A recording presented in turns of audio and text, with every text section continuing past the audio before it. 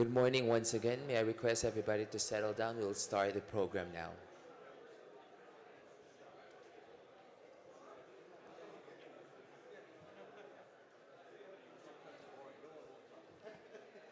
Door.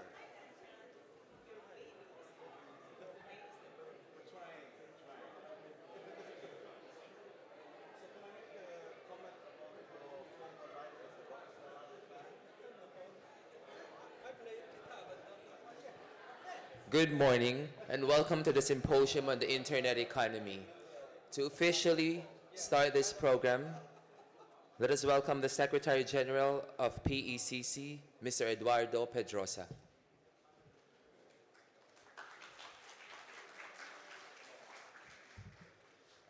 Good morning, everybody. It's an early morning and it's been a very, very busy time. Ambassador Del Rosario, Mr. Tangen, senior officials, distinguished guests, let me begin by acknowledging some of the people we have in the room in addition to the senior officials. We have the former chair of the APEC TEL working group who will be moderating a panel. Hi, Sienna. And then we also have the just starting chair of TEL, Andre, and we have former conveners of the Electronic Commerce Steering Group. I think one of the reasons for that is that this is a really important and all-embracing set of issues that we have to address, and it's critical to have all of the relevant working groups participating in this discussion. So let me thank you for taking the time and staying on beyond TEL to be here. With deference to our keynote speaker, I just wanted to explain why we are here today and why PEC in particular is making this effort to address some of these issues. During the public-private dialogue on services held during Sum 1 a few months ago, we were shown a remarkable video. Is Jane Drake-Brockman in the audience? Jane, somewhere? She's probably outside having coffee. But she showed us a video of the things that we didn't know. And so here are some of the facts that she showed us in this video. While it took the radio 38 years to reach an audience of 50 million people, it took the internet just 4 years. And it took Facebook just 2 years, and there are now 10 billion internet devices running around the world. So the central point that I took from that dialogue, as well as the multi-stakeholder dialogue held in Beijing on delivering innovative development a year ago, was the pace of change. It's incredibly rapid, and as the policy community, we are still responding to those innovations. And these innovations are coming from businesses, large and small, across the entire region. A few months ago, we had a conference in Singapore, and we were very fortunate to have Ambassador Del Rosario there. And even though it wasn't really formally part of the agenda, the internet economy kept on coming up. Our keynote speaker had been invited. He is the former Minister of Commerce and current Minister of Energy from Thailand, and he was going to talk about the impact of energy prices on the regional economy. But he decided instead to talk a little bit about his daughter. His daughter's a young teenager, and she was selling her products that she made on the internet. And what he said to her, Granddaddy, you're a minister. Can't you make these internet speeds faster? So it's just everywhere. Now, there are dozens, hundreds of stories of these SMEs and micro enterprises using the internet to go global immediately. The last time I spoke at the PPD, I had a panel, and the market capitalization of those panelists was something in the range of $800 billion US, around the size of a G20 economy. This time, we actually made a very conscious effort to not have the big boys on the panels, but hear from some of the dynamic entrepreneurs who are trying to make it big in the region. So perhaps from one of you speakers, we will have a future Sergey Brin or Pierre Ondiao or Jack Ma amongst us from the region. Now, with this rapid pace of change, what I wanted to emphasize was the need for this type of engagement between the business innovators and the regulators and the policymakers. Things are moving so quickly that if we rush to regulate, we might strangle the very innovations that we want to promote. So I recall, Tanjin, the example that came out during the multi-stakeholder dialogue of the development of Alipay. Alibaba's not a financial company, but they started to provide funding for some of the supply chain people, some of the people using Alibaba, the Alibaba platform. How do you regulate that? Who do you talk to? Is it PBOC? Is it SAIC? It's a very complex set of issues, and it cuts across not just for Alibaba and others, but almost everybody. And that's, again, why these dialogues are so important. They bring together all of the different agencies and businesses working on these sets of issues.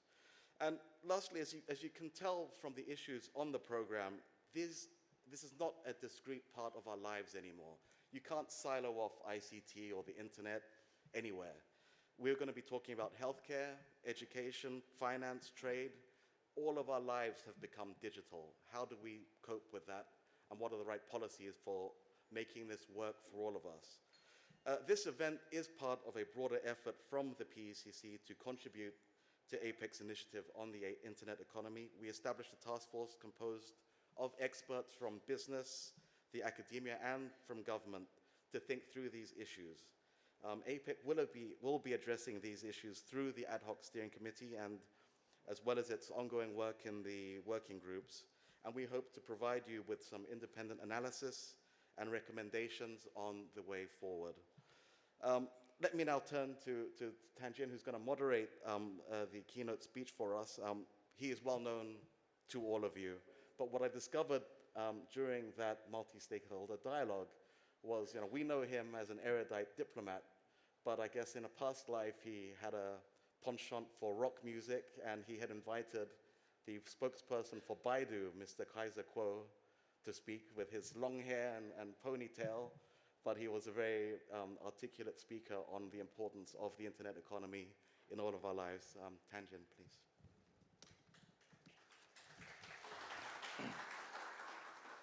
Thank you, Eduardo. Yeah. It is a great pleasure and honor for me to moderate the opening session. Our keynote speaker is Ambassador Laura Rosario. She is our SOM chair, and I think we all know her. I need no introduction. China was the host of APEC last year, and the Philippines this year. And now Laura and I are now sitting together at this opening. So what's the message? I think the continuity of the internet economy agenda, that's my take. So Professor Eduardo, I wonder whether this is your design. Thank you very much. In 2014, we introduced the topic, internet economy, and discussions over the year, including a multi-stakeholder dialogue, as Eduardo mentioned just now, crystallized into an APEC initiative of cooperation to promote internet economy, adopted by the leaders last November. So why the internet economy? Because it relates to the three priority areas in APEC China year, namely, first, the regional economic integration, second, innovation, reform, and growth, third, connectivity. And especially, the internet economy cuts through innovation, reform, and growth, which is the second priority, and I believe the core of our time. The internet economy has many important features, like low cost, high efficiency, ubiquity. It not only brings forth new sectors, it also transforms the old ones. So it is not really the sunrise industry vis-à-vis the sunset industries. In his annual work report, my premier, Li Keqiang, talked a lot about the Internet Plus, that is, to integrate all industries, including traditional industries, through internet technology. And now we are in 2015, the Philippines year of APEC. The theme is inclusive growth, and 4 priority areas: regional economic integration, SME, human capital development, sustainable and resilient communities. And I believe the internet economy can contribute and contributes greatly. It connects remote areas, it empowers vulnerable and disadvantaged groups like women, young people, people with disabilities, and the poor. The internet economy is really about inclusive growth. It helps SMEs to compete with the big corporations. It helps the human capital development. On services, I attended the first session of the public-private dialogue yesterday morning, and I heard a lot of talking about internet economies, like mobile financing. Trading services over the internet is basically cost-free. An automobile is simply a computer over the wheel. That is something I heard yesterday morning. Yeah. So it goes without saying that internet economy brings forth risks and challenges, but the benefits definitely outweigh the costs, and it's up to us to steer it well. Before I finish, I recall that in 1996, when the Philippines played host to APEC, I think one major achievement was the strong message issued by the leaders that APEC members unanimously supported the Information Technology Agreement. And this statement was indispensable for the successful conclusion of Information Technology Agreement in WTO. And it facilitated the IT revolution, making a difference in the world economic development. And we have the same hope of the internet economy. So let's work together, China, the Philippines, and other APEC member economies, and let's do it again. I think I must finish now, because we know that, Laura, your style of speaking, as I saw yesterday, is clear and crisp and very succinct. It's not good for a moderator to speak longer than a keynote speaker. So, Laura, you have the floor, please. Okay. Yeah, thank you. Okay. Good morning, everybody. The reason I spoke so briefly yesterday because Doris Ho, my counterpart in ABAC, said everything that I wanted to say. So what I just said was, okay, let's just think of interstellar, I said. We're going to another galaxy when we discuss services. Before I start, I wish to acknowledge, of course, the presence of Dr. Alan Bollard, the Executive Director of APEC, and of course, the SOM chair in 1996, when we were both 18 years younger. Dr. Poch Macaranas is here. And I wish to welcome my fellow senior officials, my friends from PECC. I've been invited to enough PECC activities that sometimes I forget that I'm not a PECC member, but I feel like I'm part of the PEC family. I think my friend Ed Pedrosa spoke about the experience of the granddaughter of the minister who wanted the internet to really work faster. Now, if I may add my own experience, if you look at the way I was introduced here, it doesn't sound like I am a senior official. It sounds like I'm an education service provider, because everything that was said about me is what I have done in education, and it's true. I put my money where my mouth is. I put up a small school. That's why I call myself the president of that school. It only has 80 students, mind you, but it's nice to be called president of a school. But what I noticed was 2 months ago, during enrollment time, I noticed that very few people were calling the school.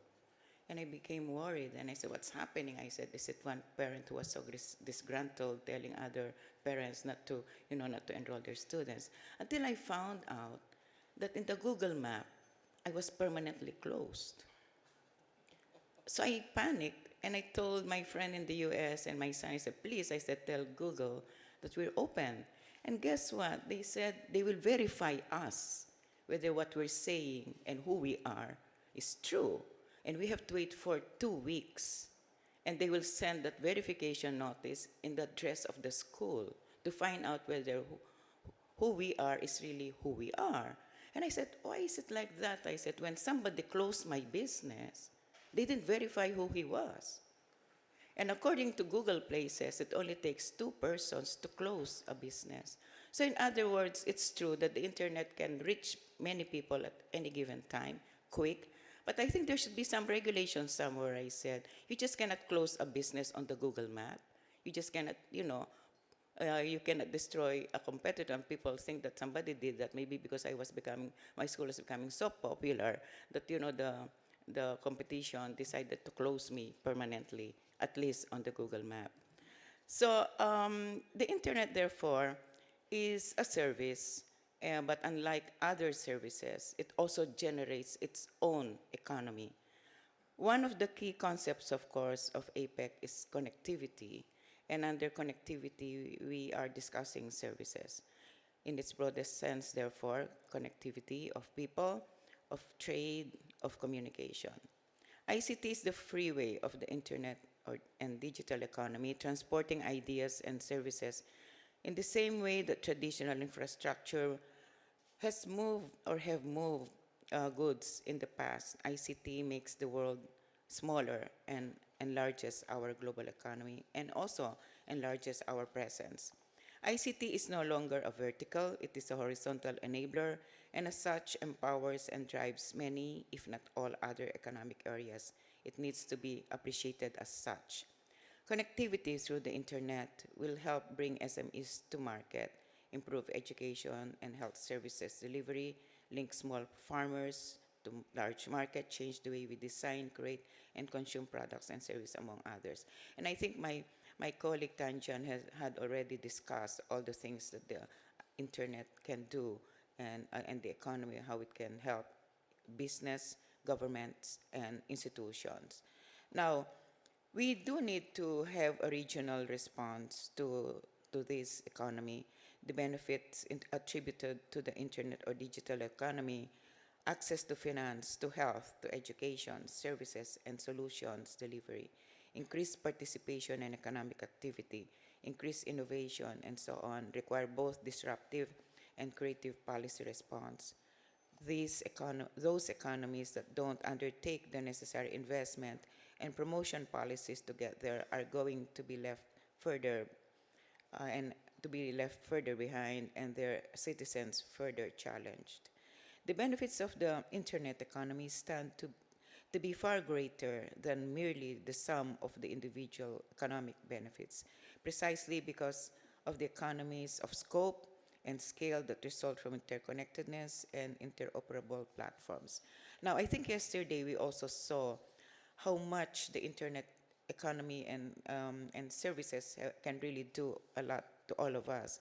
One of the things that really amazed us, I think, during yesterday's presentation was the presentation of Mr. Lee when he talked about all the things that he was doing, and he said that somehow the internet was really, providing mobile providers and mobile applications and also mobile gadgets was really one of he said, the biggest challenges that he has to face. And the policy and regulatory environment for the internet economy remains in transition. One principle needs to be finding a balance between objective, protecting consumer interests and encouraging innovation, versus overly restrictive policies. Now, such policies will not only rapidly diminish the appetite for innovation in this area, but will also add to costs, especially for smaller businesses. Regional, if not international cooperation is an imperative. The internet economy is borderless. That's why we are glad that we are here, because now we can have a public-private sector engagement on the public sector economy. Now I just want to add also this. I'm glad to be part of the birth of the baby of China. I know the internet economy is one of the babies that they conceived last year. So today it's its birthday, Tanjan. So the internet economy is born today, and we hope that from now on, and as soon as we form the ad hoc steering group on the internet economy, we can do a lot of discussions about the internet. Thank you very much, and good morning.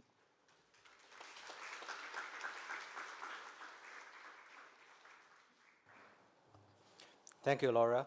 I think, yes, it is a baby, but I also think that it may have a lot of parents. It seems that we have some time for questions, so when I open the floor, if any questions, I think our SOM official will be happy to address. The floor is open.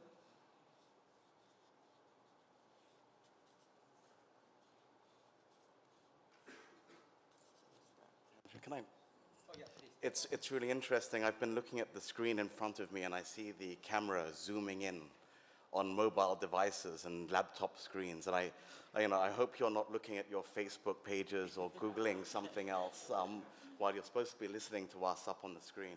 So I just wanted to play a little bit with the audience. I had a meeting with someone who provided a software for engagement during such conferences, because we always worry that the audience doesn't engage enough, and these are supposed to be dialogues. So let me, instead of having a dialogue, let me play a little bit of a game here. Who here has at least one mobile device with them? At least one. Connected to the internet, sorry. Yeah. That's pretty much everyone. Okay, I'm going to jump to three. Who has 3 mobile devices? When you got here, can I just quick survey, who used the travel agency or who booked online? Okay, travel agency. Online? That's pretty much everyone. So that's pretty much how ubiquitous this is.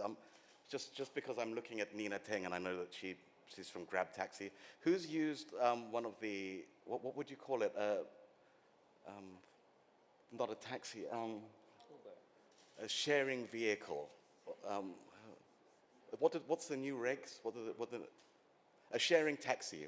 Who's booked via either Uber, Grab Taxi, or one of the others? Okay. Well, they're coming to your territory soon, so. The hotel booking, right? The hotel booking. Okay, good. I should have probably, if this was a smaller group, we could have, we should have asked you to sort of split into different groups. And I just wonder if some of this is generational as well. That was the point that was made to us in Clerk, that the people below 30 do all of these things, and you older folk, they don't care about all of these regulations you people are talking about. So, well, let's see. So have I prompted anyone to think of any questions? Yeah. We can go.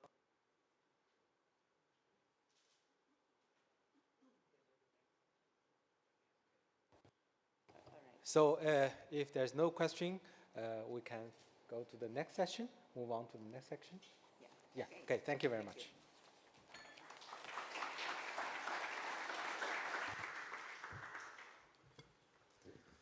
While we're refreshing the panel table, allow me to introduce the moderator for our first session, which is the role of the Internet in empowering inclusive growth. Our moderator is currently with the Department of Science and Technology, Information and Communications Technology Office as Deputy Executive Director. He also served as Commissioner in charge of the IT BPO Industry Group of the Commission on Information and Communications Technology from 2007 to 2011. He served as the chair of the APEC Electronic Commerce Steering Group from 2011 and 2012. Ladies and gentlemen, let's welcome Mr. Monchito Ibrahim. For this session, he will be joined by our speakers, Ms. Bettina Kimson, Mr. Nguyen Huapin, and Dr. Toshi Obi Nakamura.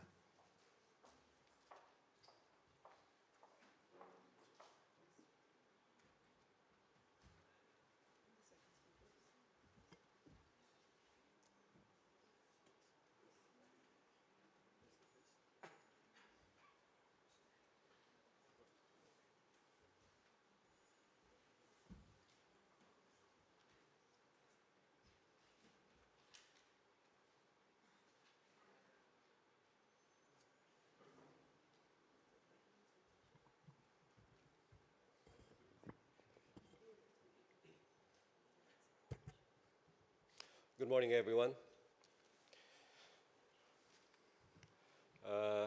Thank you, Ed, for the invitation. One word that surprised me this morning is the word software. People still use the word software when a lot of us actually call it now app. Anyway, the March 2015 issue of the CIO magazine highlighted the fact that Australia's digital economy actually is now worth 79 billion, or 5.1% of the country's GDP, making it larger than traditional industry sectors such as agriculture, retail, and transport. And this is actually according to a new report by Deloitte. This is 50% larger than that of 2011. The digital economy is changing from being just what used to be a standalone economy to being embedded in business, government, and society in general. It's getting harder to separate the digital economy from the rest of the economy, and that internet technology today is being embraced everywhere, from healthcare to education, and from agriculture to government service delivery. The internet has definitely transformed the way we live, the way we work, the way we socialize and meet, and the way our countries grows and develop. But the question is, how do we ensure that nobody or no one is going to be left behind? This morning, we're fortunate to have three distinguished speakers to tell us about best practices in the areas of in the use of internet for healthcare services, education, and government and governance.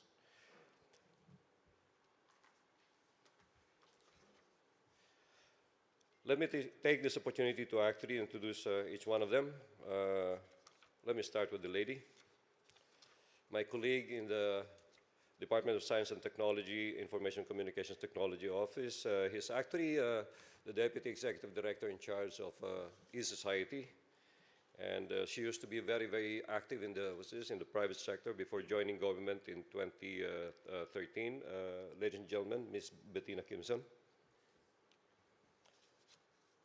The next presenter is actually Mr. Ngoyen Huabin. He founded a PeaceSoft group in 2001 while just being a second-year student. That's fantastic, okay? And he has nearly 15 years of experience in the Vietnam internet economy or industry. And after graduation from the National University with a variety of awards, including, Vietnam Wisdom, scientific research, and is now holding a master's degree in ICT management from the Osaka City University, Japan. The third speaker is Dr. Toshio Obi Nakamura.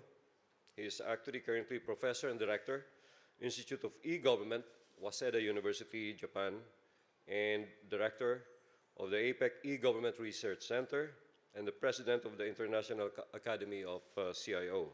He has authored 35 books on ICT, including global e-governance, and is a visiting scholar for 7 universities, such as Peking University and Columbia University.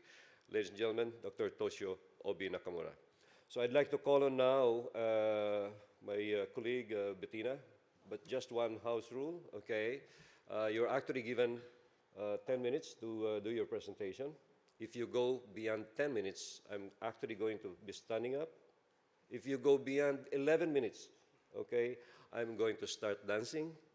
If you go beyond 12 minutes, it's going to be a song and dance from me, and I'm a terrible dancer and a terrible singer. Bettina?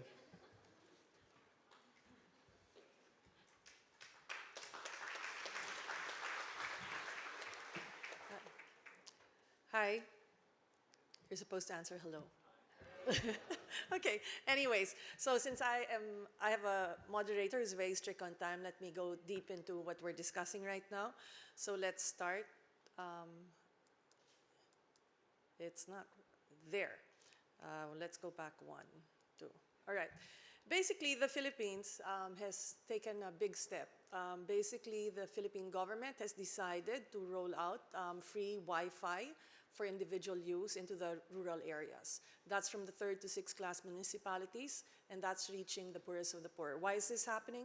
Simply because, as we all know, telcos normally don't go into the rural areas because there's no return on investment.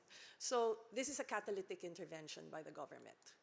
So why are we doing this? Basically, we have 12 million Filipinos that are working overseas. So for basic communication, strengthening family values. enable government services to go direct to the people, better disaster mitigation. As we know, the Philippines is one of the largest hit by typhoons all the time.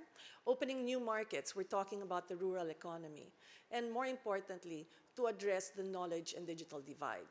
So today, we're talking about centers. I mean, what's the good of actually having free Wi-Fi all over the country if these poorest of the poor, who is our target, have no devices?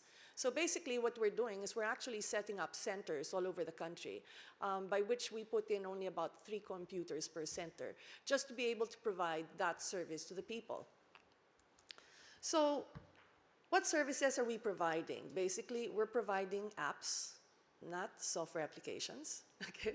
We're providing apps for e-employment, e-entrepreneurship, for rural economy, e-government services, e-communities, e-disaster, and e-health. So as we do this, basically education. Formal education is in a classroom. Unfortunately, the Philippines has, from the public school sector, about only 8% of the people that start in grade school in the public schools actually graduate from college. So what does that tell you? There's going to be a very big divide. A greater percentage drops out from grade school to high school. The parents in the rural areas want them to actually go to work, help them in the fields. So basically what we're doing right now is the Department of Education has something called the Alternative Learning Solution, or systems, okay? This particular system actually provides a high school diploma for out-of-school youth and adults.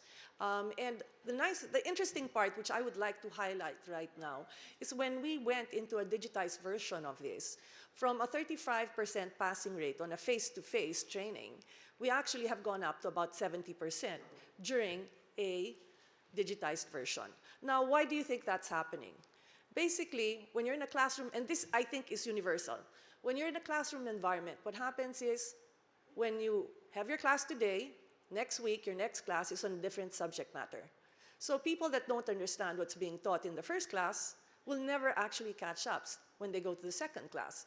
Whereas if it's digitized, they get to constantly go back and review what they missed out. So this is why a digitized educational system is very essential, at least as far as I'm concerned. So we've done a lot of things, and what we're trying to do in the center right now is we're trying to give this opportunity to the less fortunate to at least get their high school diploma. But the interesting part after this is we have something that's called eTesta. Okay, we need more content. It's basically for skills training. So once they finish high school with their high school diplomas, they can now actually take on very specific skills training towards certain jobs. Okay, this is all in the centers that we're setting up. And as you know, the Philippines is the biggest right now for the IT BPO sector. So we're putting in English language skills training. We're actually looking at e-finance. What is e-finance? As I mentioned earlier, we have approximately 12 million Filipinos abroad. When they come home to the Philippines, what happens? The families have used up all the money. There is no savings, so they have to go back abroad. So that's why financial literacy is very important in the Philippines. Then we also have e-literacy, basic skills, computer skill sets, okay? You have a lot of content out there from Intel Easy Steps to Microsoft to HP, all offering these things, and Google has some stuff as well. But the problem is, people ask me, well, if you can get that off the internet, what for do you need the centers? And I said, first and foremost, the centers are for those that don't have computers, but more importantly, I never knew, and I'm from industry, okay? I can, I guess, consider myself an educated person, but I never knew this content was out there, simply because it's hard to find, When you type in digital literacy, does it give you all of these contents? It doesn't. So we are aggregating this to facilitate the people in the grassroots to actually partake in informal education. So here, what's the point of all this education? What's the point of all this skills training? It's basically to move into employment. So specific to employment, we've discussed the skills and education, so we're putting up a job portal. What's interesting about the job portal? Basically, what's interesting about the job portal is the fact that we actually permit people People cannot go to the cities because it costs too much money, okay? If they go to the cities, they don't get employed, they become rural poor. That's when crime rates start going up. So what we're trying to do here is we're trying to give them the opportunity to actually take the tests and assessments of the companies in the centers, okay? After that, they can do the Skype calls or the Hangouts by which to have the interviews. And if they pass this, that's the only time they actually do go down to the potential employer. Okay, that means 70% acceptance chance. And so when they go down, hopefully they do get that employment. Okay, so all of this, I just want to add one more thing with regards to education.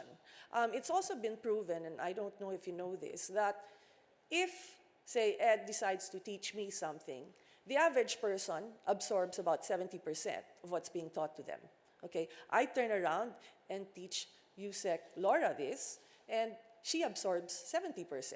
So what does that mean? By the time I get down to the third person that I'm teaching, actually the best practice from number one has gone down to a 50% rate from when that person teaches. So that's what's happening in our regular school system.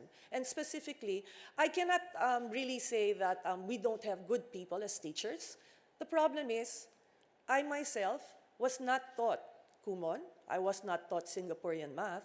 So how can I teach that to my students now, let alone my grandchildren, you know, as they come around? You know, so basically, this is why the internet education, MOOCs and everything online, the biggest one is YouTube, Khan Academy. I think this is very essential for us to actually be able to uplift the lives of our people in the countryside. Teachers can use the internet. They are critical. They are the first people on the ground that actually do train our schools and our students. So this is the next generation we have to look after. More importantly, as I discussed last night, we have another problem. I was in a forum in Singapore, and in that forum, I was quite surprised when Mercer came out with some statistics. Their statistics was very simple. There are 100 new jobs currently in the industry, okay, that were not there 5 years ago. So now the challenge is to the educational system. How can I figure out what to teach my students on if I can't forecast what type of skill sets are necessary 5 years from now? So we have to be more dynamic in our educational structure. And the best way to do that is through informal ways of education or digitized education. So entrepreneurship is the end goal here, okay? We have rural impact sourcing. It's now called Upworks. You know, this is very big. In Lanao del Norte, there was a classic example. This is down in Mindanao. Fifth class, or I think Lanao del Norte. Okay, it was a third-class municipality. Remaining time, okay? Somebody actually decided to do WordPress, took it online, got a job under Elan's Odesk. At that job, they made 8,000 pesos. Now they're making 19,000 per month. And that's a big impact to the rural areas. So again, agriculture is important. So e-rural economy is our drive. Having said that, that's the end, and thank you very much. I'm below 10 minutes.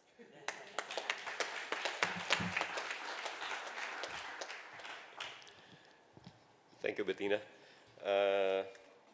I'd like to call on now Nguyen Hua Min to actually present, on the topic cross-border shopping.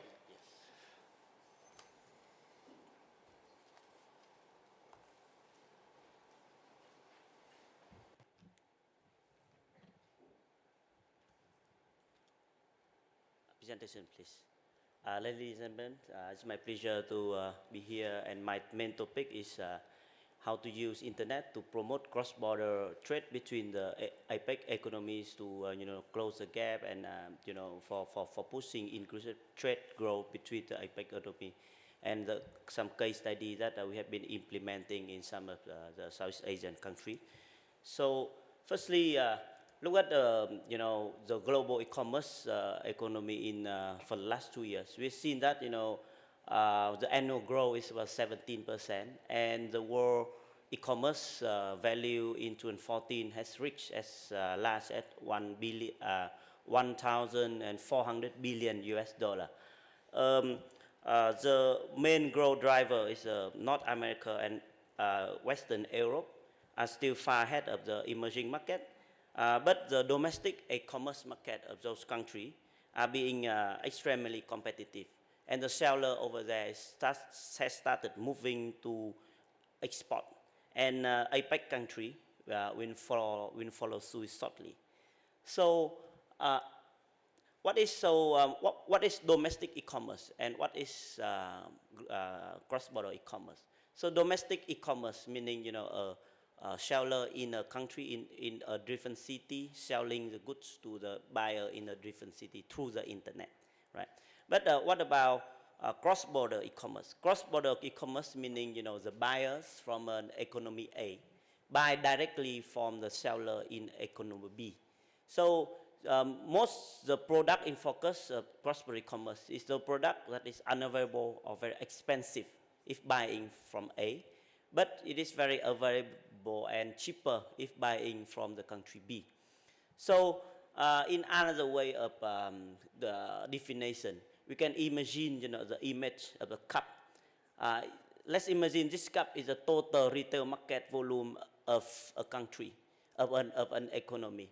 And the cup is filled up with on the rock that is on brand and on the product which is available locally. So cross-border e-commerce, we can imagine which is the water.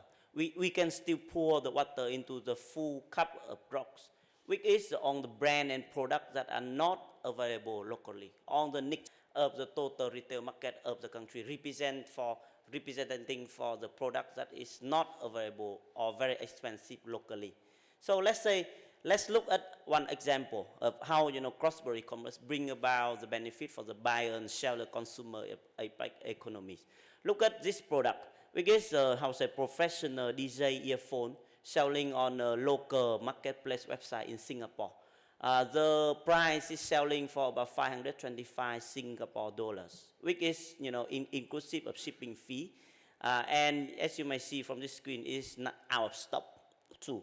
A same product, if you buy directly from US, the conversion price is only about 308 Singapore dollar, which is 41 cheaper than if buying locally. The only downside of this is you have to wait about 2 to 3 weeks for the product to be delivered at your home. But that is the benefit of cross-border e-commerce, cross-border retail. So cross-border e-commerce is becoming a trendy now. So if you look at this map, we see the percentage of the cross-border shopper purchased from this country in the past 12 months. So cross-border e-commerce is now accounting for 300 billion every year, equal for 25% of e-commerce, global e-commerce, and growing at 24% year on year versus only 17% growth every year of the whole global e-commerce. So US, UK, and China are now the most attractive, cross-border e-commerce destination. So I would like to use this map to define a new concept of what I call the digital Silk Road. As you may know, for the last 1,000 years, we know about the digital, the traditional Silk Road from Middle East to China, right, for the businessman to trade.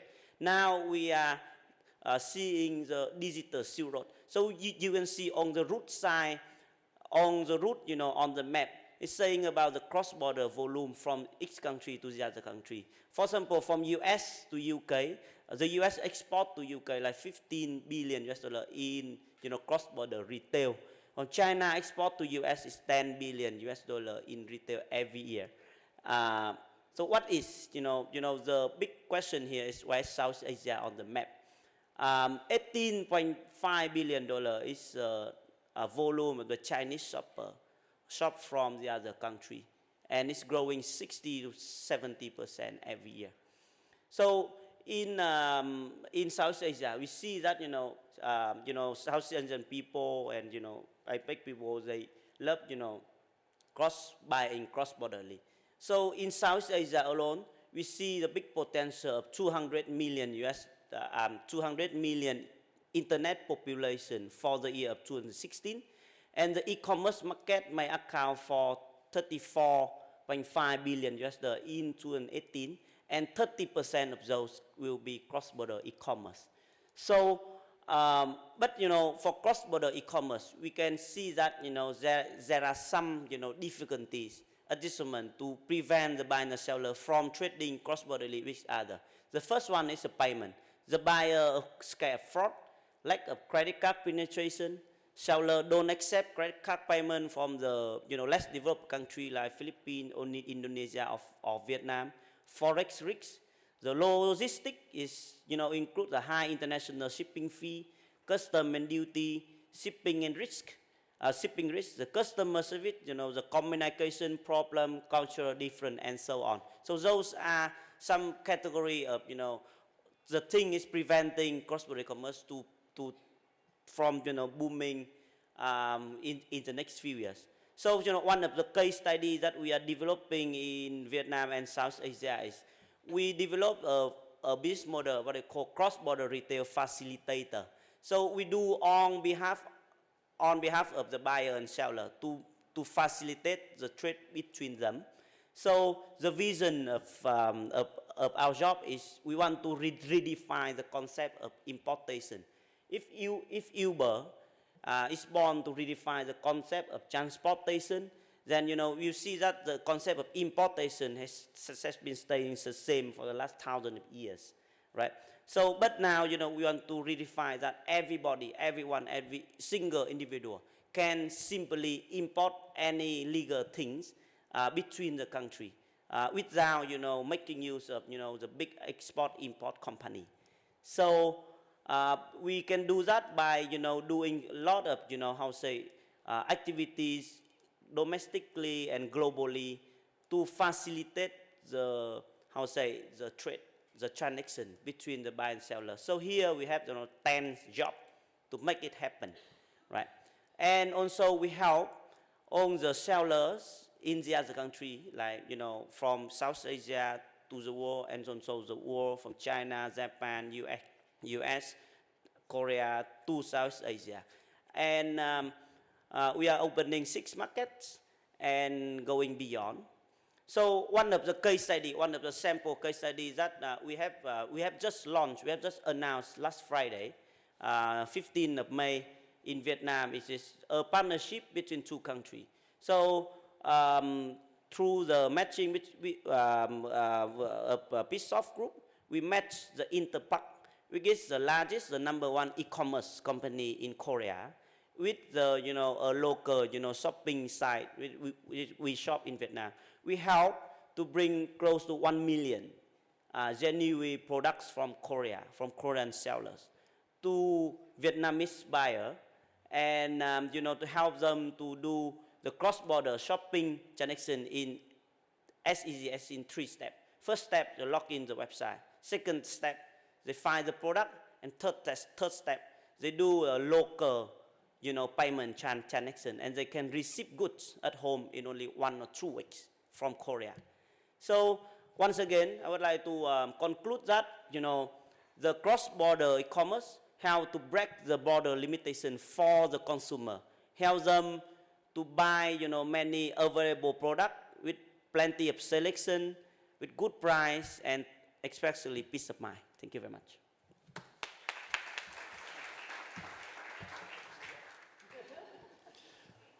Thank you very much, Mr. Bean. And this time I'd like to call on Dr. Obi to give us his presentation. Thank you.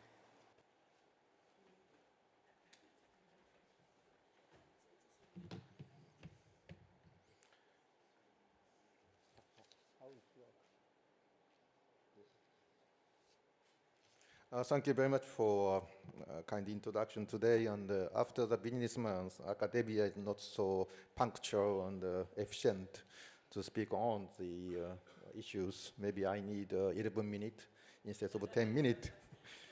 And moderator couldn't introduce one of the very important careers. That is my stay at La Salle University in 1969 as an exchange student between Keio University in Tokyo and LaSalle in Manila. And that's very interesting for my experience because LaSalle is a Playboy university, and at the time it's not co-edo. So we enjoyed the after class, walking around the cities and the nightclub and so on. So that's my impression of the Philippines at the time. So today I'm talking about the issue on the healthcare and aging as the very inclusive growth for internet societies. Maybe you might know some issue on Japan's. Most important issue is a super aging society now. That means 25% of the old population in Japan is over 65 years old. This will continue to grow to 40% in 2050. That makes very important change of the economies.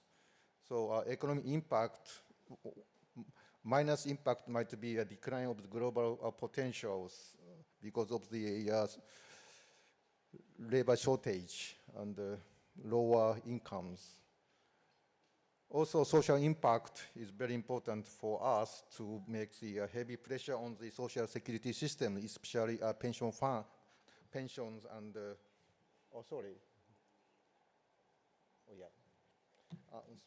the pensions and also increase of the medical expenses. So we have to make very near future. So Japan might be a very good best practice in the future. Therefore, we made a number of the international activities. One of them is the OECD APEC Waseda conference on these aging issues. We call the Silver ICT in 2012. And we had very good outcome of the conference. Something like we find out the lack of standard or open platform and interoperabilities, which the APEC, because we are using the internet or broadband network as the common platform. Also, we found out the need of the smart connectivity and excellent cyber security issues for internet economies. And also, e-health is a key for economic growth. That we understand among the OECD and the APEC group. So, jump into APEC. I'm the chair of the project on ICT application for people with special needs, aging and disabilities for 4 years. And with a Singapore government, IDA, also a National University of Singapore. So we really enjoy working with the member economies for this healthcare and aging issues. And we have 4 internet economy issues, especially accessibility and usabilities, affordabilities, and some other important factors affecting our aging societies. The topic is very kind of the varieties of starting from just citizen-centric issues, ending the new innovations of the medical cares. This project is still going on, and this year, September 28th, we have the 5th forums in Tokyo. I hope some of you will join us. And our workshop last year was held in Singapore, and the Alan Bollard, he just left, but his opening remarks is excellent, and we really enjoy how APEC TEL will handling the aging societies. Next is our effort for working with European group. And we had the conference in Brussels in 2013, and We sent the 20 experts from Japan and 25 from European Commissions and the countries. And the topic is how we can work on the innovations on the issues. Then this year, Asian regions and the Europeans group, we are really facing with the health issues for aging people. That's why our project is very popular outside Asia as well. Therefore, we need really sectoral issues. Cross-border is the real issue. If you say healthcare, it's not alone. We need the more comprehensive approach using EPIC forums or some other international organization like OECD or EU. So this is one of my real message to audiences. Healthcare is very important, but this is not the issues only. We need the sectoral approach with the full comprehensive dimensions. And I calculated the estimate of market size of the major silver ICT aging market, especially with ICT entitlement. And we find out the total of the Japanese silver economy is the $200 billion US dollars. But the most important major factor is the e-health and medical equipment. It covers the majority of the expense of the health care and for aging peoples. And as far as I make the joint calculations, statistics on the big data, 2051, the world estimate of the expenditure of the consumption of the aging people exceeds 30 trillion US dollars. That is the biggest single market in the world.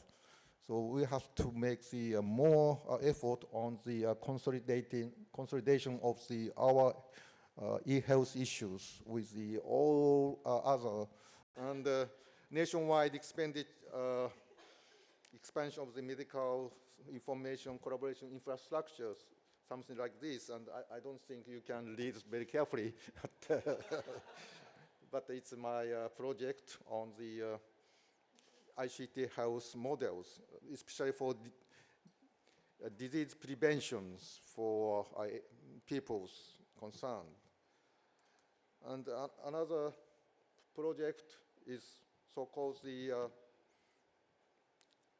expansion of the medical information collaborative infrastructures, just saying the networking all the major hospitals in Japan to share the patient personal health record.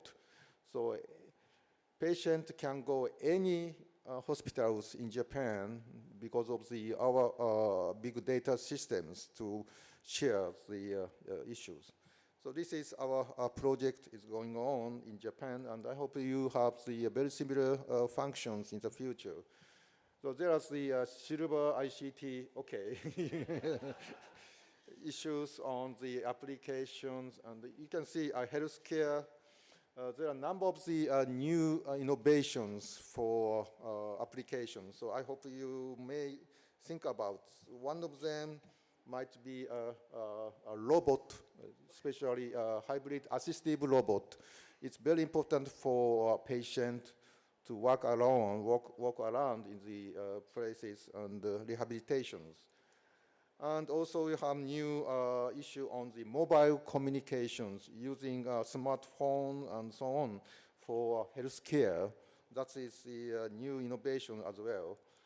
Then I have been working for EPIC, especially EPIC TEL for more than 20 years, and PEC for almost same time. And my teacher in Japan, the late Dr. Saburo Okita, he mentioned about the history of the EPIC. PEC created EPIC, and EPIC is become bigger and bigger than PEC. It's quite interesting. So we are very happy about the working with APEC as well as the PEC in Japan. And we need more strong message to APEC leaders meetings from the our working forums. That's why I'm interested in some meetings, how they can accommodate many recommendations from each working group. Then, finally, I have two more issues. One is the recommendations.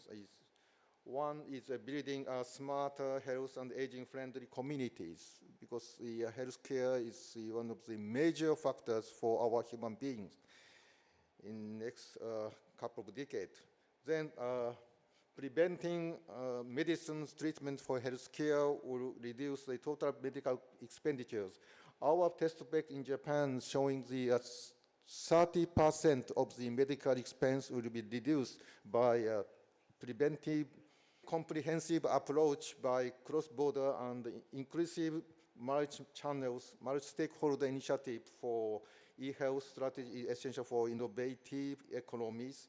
And a pilot project will be key for future implementation and lesson from the best practice for e-health.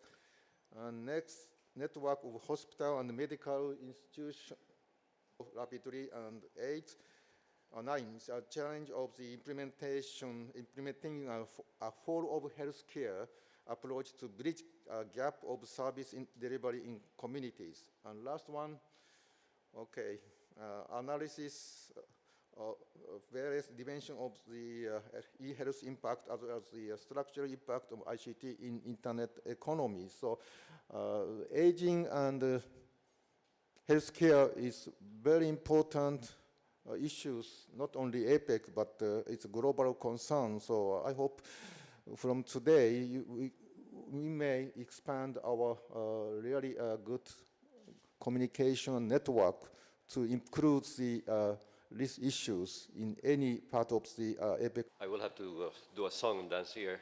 I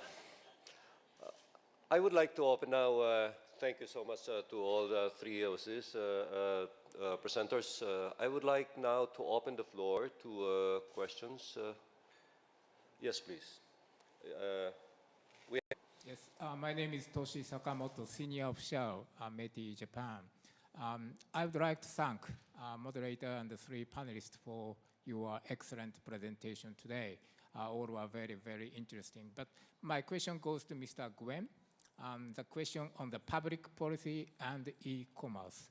I want to know whether you are facing any regulatory challenges in doing e-commerce, and I want to know your view on what kind of public policies could facilitate the development of e-commerce. I believe it's now very encouraged by all the government, right, domestically. So, but for the cross-border e-commerce, it is quite a very new concept. So actually, I have to say that for cross-border e-commerce, it has been developed naturally for the last 5 years, without much, meaning, the enterprise to enterprise, signing contract, doing, payment through banks, and, importing containers of goods, and has to follow through all the, complicated inspection and custom procedure, things like that. But with the emerge of internet economy, we see that everybody can buy and sell cross-borderly every single items, not the container of goods, right? So for cross-border e-commerce is to make it clear and things like that.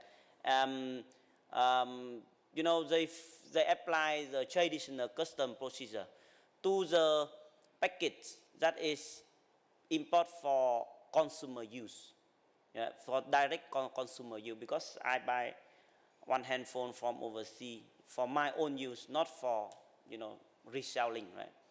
That is different. So this kind of thing is very new to identify, to realize about cross-border e-commerce as a new, new way of trading cross-borderly commodities. That will, will be a big push for, mutual trade between the countries. Yeah, thank you. Before, even within APEC itself, we've been having a lot of struggle. Okay, talking about within the border, at the border, and across the border is actually not clearly defined. And ad hoc was this steering committee, and I hope a lot of things can actually be achieved by doing that. Peter, your question, please. Oh, sorry. Oh, go ahead. My name is Raising of the internet economy. I think technology empowers and it has tremendous potential.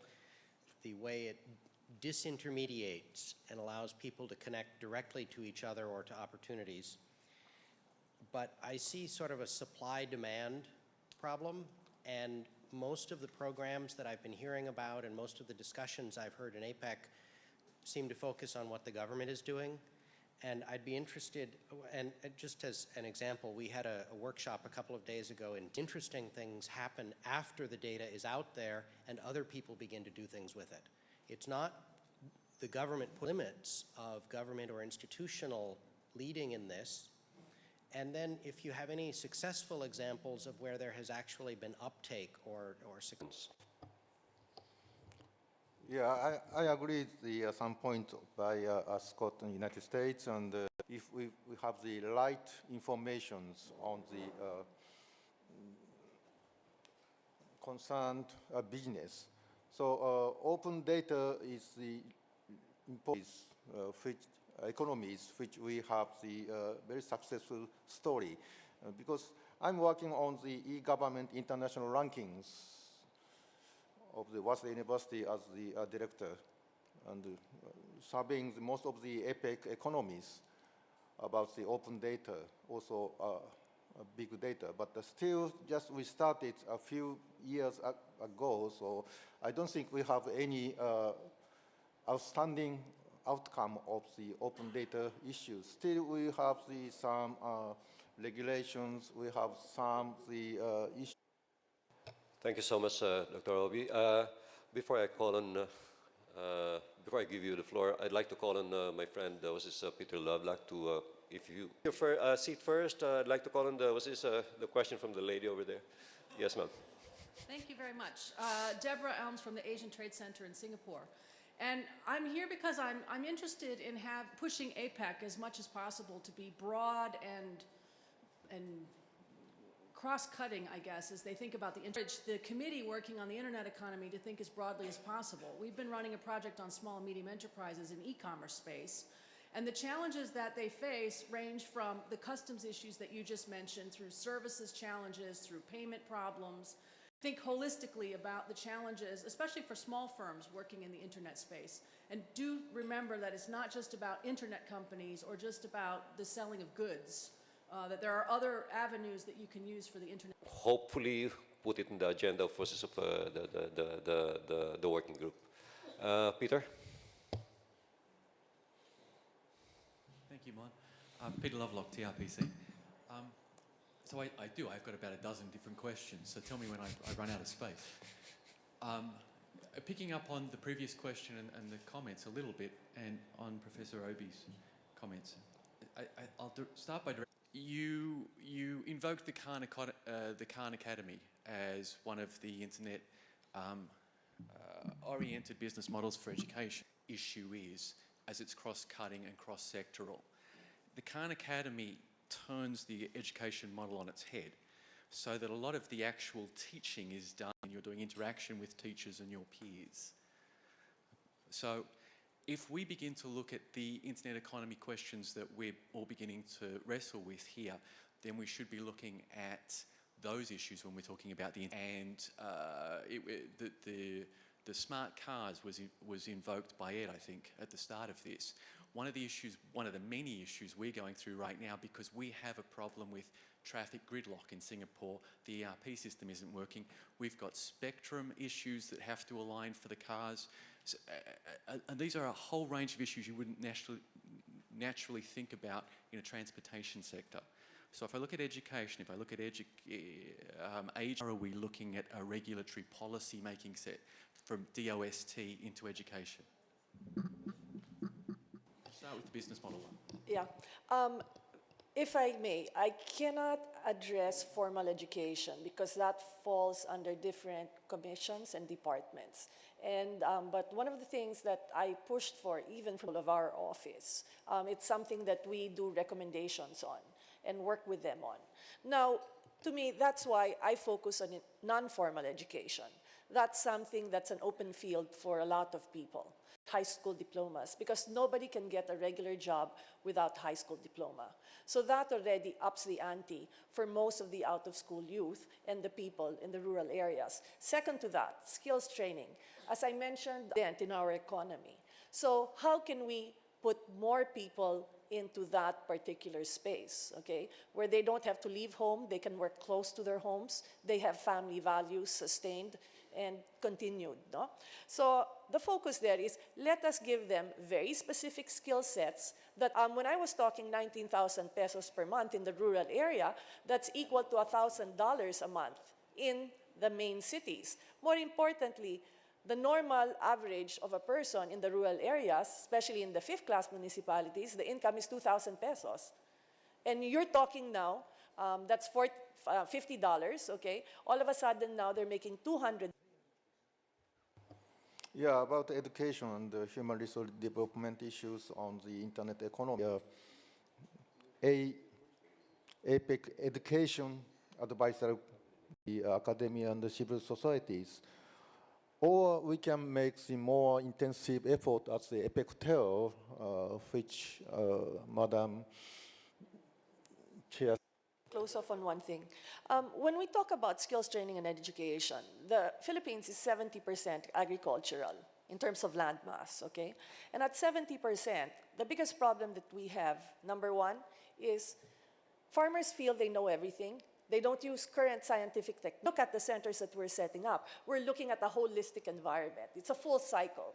In the past, we've done a lot of trainings. It succeeded. Discuss, you know, because we've all been discussing education. Dr. Olby, I think, okay, one more quick. Payments. What seemed to stand out is I don't need a credit. The entire population of APEC who don't need a formal bank account. Because, you know, they just pay through local preferred payment method to one last question before we close.